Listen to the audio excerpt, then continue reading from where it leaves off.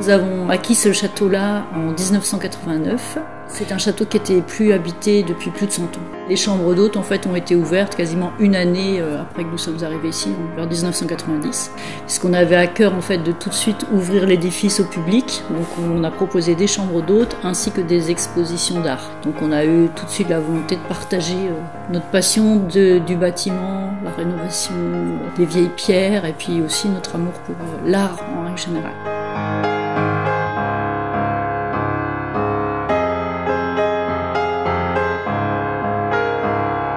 Il y a quelques éléments dans la bibliothèque qui sont des livres anciens. On a aussi pas mal de meubles d'époque, quelques tableaux. Dans chaque salon, chaque pièce, vous êtes dans un univers différent. Tous les éléments que vous trouvez sont authentiques.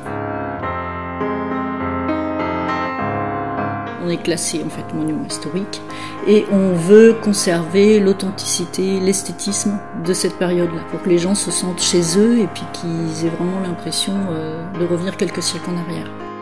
Nous proposons en fait ici deux types de prestations, donc les chambres d'hôtes et puis à la fois aussi la privatisation des lieux. Cet édifice dans lequel nous nous trouvons, c'est le troisième. Il y a eu probablement un bâtiment au début du XVIe siècle et celui-ci construit à la fin du XVIIe siècle sur les bases de l'ancien château du XVIe. Bois Glaume, ça vient de Bois Guillaume. Guillaume de Poligny, seigneur de Raguenel, a créé ici le fief. Alors, la famille Raguenel est un petit peu connue grâce à Tiphaine de Raguenel, l'épouse de Bertrand de Vicat.